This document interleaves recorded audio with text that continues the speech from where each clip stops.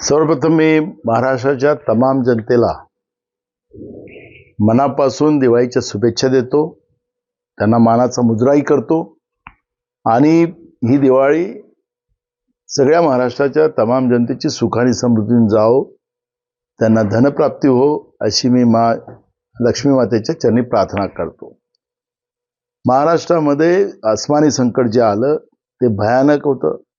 त्याच्यामध्ये सरकार शेतकऱ्यांना मदत करायला अपुरं पडलं आणि त्याच्यामुळे पीक हातात नाही, दिवाळी तोंडावर आली. अशा परिस्थितीत शेतकरी ना आपल्या मुलाला कपडे घेऊ शकला, स्वतःला घेऊ शकला, ना गोडधोड करू शकला आपल्या या दिवाळी साजरी करायला. अशा परिस्थितीमध्ये आम्ही लोकांनी निर्णय केला दिवाळी साध्या पद्धतीने करायची, कुठले फटाके फोडायचे नाहीत आणि एक जी परंपरेनं आम्ही जे पूजा करतो त्या पूजेप्रमाणे केलेले आपण स्वतः याला उपस्थित होतात.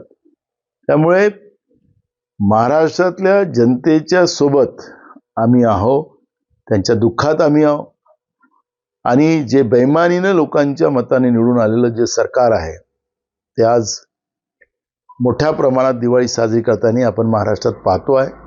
त्यामुळे यांना जनतेला दुःखी ठेवून, त्यांना बर्बाद करून, तरुणांचं आयुष्य बर्बाद करून जो आनंद जे साजरा करतात आहे, ठीक आहे, जनता त्यांना या सगळ्या जी सत्तेची बेईमानीनं आलेल्या सत्तेचा जो माज यांचा आहे, जनता उतरवल्याशिवाय राहणार.